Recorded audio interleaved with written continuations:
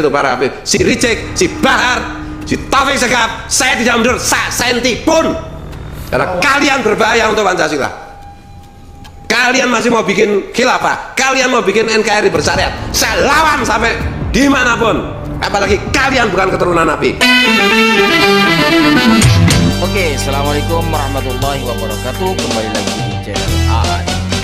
Nah teman-teman, kemarin DNA Gus Fuad Pleret itu sudah dibeberkan di channelnya ya, dibacakan oleh Dr.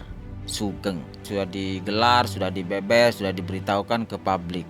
Tinggal publik yang membacanya sendiri dan menyimpulkannya sendiri. Sudah dipublish dan bisa di-download ya. Ada 4 file di sana. Kalau saya tarik kesimpulan bahwa tes DNA Gus Fuad Pleret itu hampir murni. Dia adalah putra Nusantara. Bahkan untuk ke Arabnya saja itu hampir tidak ada ya, hampir tidak ada.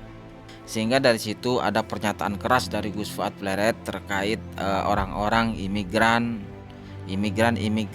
para pengungsi, para pendatang baru di Indonesia ini yang mencoba untuk mengobok-obok, yang mencoba untuk menguasai, yang mencoba untuk mengaku-ngaku keturunan Rasulullah, padahal mereka tidak terbukti sebagai keturunan Rasulullah.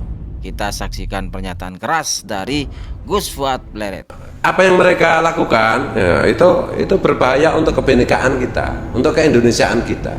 Itu yang menjadi konsennya. Konsen saya itu adalah konsen kebangsaan.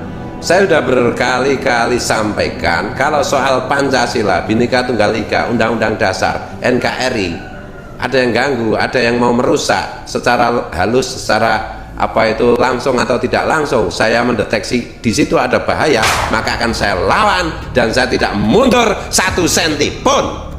Jadi diingat itu para Habib, si Rijek, si Bahar, si Taufik Segaf, saya tidak mundur 1 senti pun karena kalian berbahaya untuk Pancasila. Kalian masih mau bikin khilafah, kalian mau bikin NKRI bersyariat, saya lawan sampai dimanapun, apalagi kalian bukan keturunan Nabi. Kalian itu haplogrupnya G, kalian itu Yahudi kasar gitu loh. Kalian keturunan Andai Belanda, jangan macam-macam dengan saya asli Nusantara. Negara ini didirikan oleh nenek moyang saya, oleh Nahdlatul Ulama, oleh Muhammadiyah dan NU. Kalian obo-obo juga. Keraton-keraton yang menjadi asal usul NKRI, kalian obo-obo juga. Saya lawan sampai dimanapun, sampai kapanpun. Ingat, catat itu. Ya, jangan macam-macam. Urusan nasab, urusan apologi bagi saya nggak penting. Urusan kebangsaan itu nomor 1. Karena hanya dengan cara kita menjaga negara ini, saya bisa menjaga agama saya. Siapa melawan Pancasila, hadapi saya. Siapa melawan Bhinneka Tunggal Ika, hadapi saya. Siapa merasa rasa lebih tinggi, hadapi saya. Maunya apa saya turuti. Gitu aja ya. Ini sudah teriak-teriak, ini sudah ini guyon aja supaya gayanya kayak Imam Unyil gitu lah. Jangan dikira cuma Imam Unyil aja yang bisa teriak-teriak, saya juga bisa gitu loh. Nah, gini, tanah air kita itu dipersonifikasikan oleh pendiri bangsa, bapak pendiri kita sebagai Ibu Pertiwi. Jadi perlakukan sebagai ibu, jaga kehormatan, jangan dibuat tempat menyusun kekacauan itu.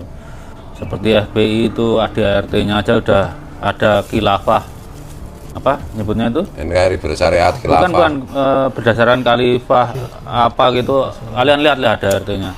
Itu udah tanda-tanda pemberontakan. Itu tuh udah pemerintah harus tegas itu harusnya. Jadi ingatlah, saudara kalian pernah melakukan hal yang sama, yaitu DNA edit, yaitu Musa Al-Munawar, yaitu si Barak itu habis. Kalian mau coba-coba mengulangi lagi?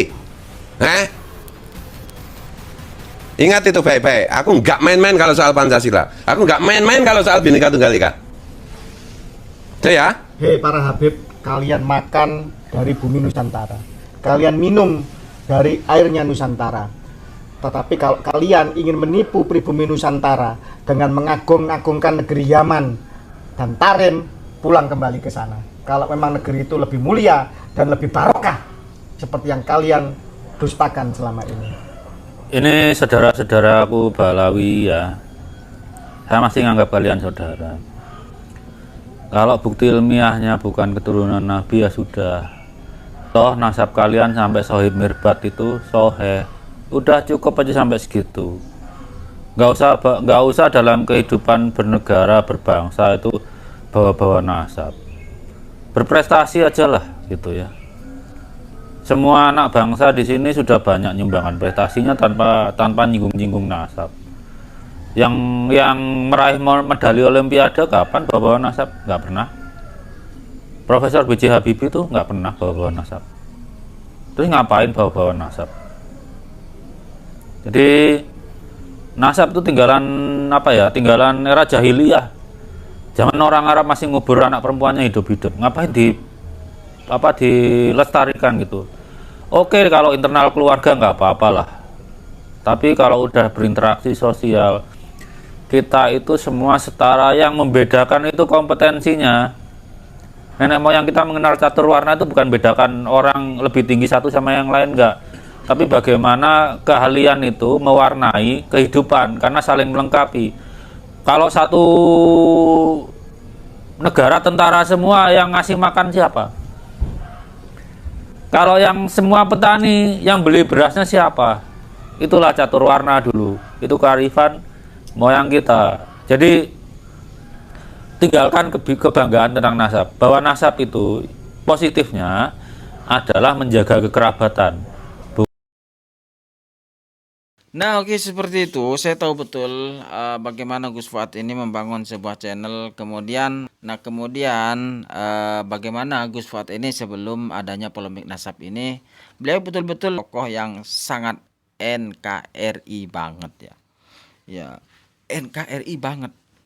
Nusantara banget memang. Dia sebagai pengagum berat Gus Dur. Artinya dia itu sebagai Gus Durian. Karena memang apa yang diperjuangkan Gus Dur ini ada pada jiwa Gus Fuad Pleret, yaitu memperjuangkan hak-hak setiap manusia. Sehingga memang secara naluri manusiawi, ketika orang itu memang asli penduduk tersebut, kemudian ada pendatang baru yang mencoba membuat keributan, membuat kegaduhan, bahkan ingin merebut apa-apa yang ada di situ. Wah, siapa yang nggak greget kawan? Apalagi ini urusannya dengan ideologi bangsa, ideologi Pancasila. Maka hubbul waton minal iman, cinta tanah air adalah sebagian dari iman. Setiap darah Nusantara ini wajib membela tanah air.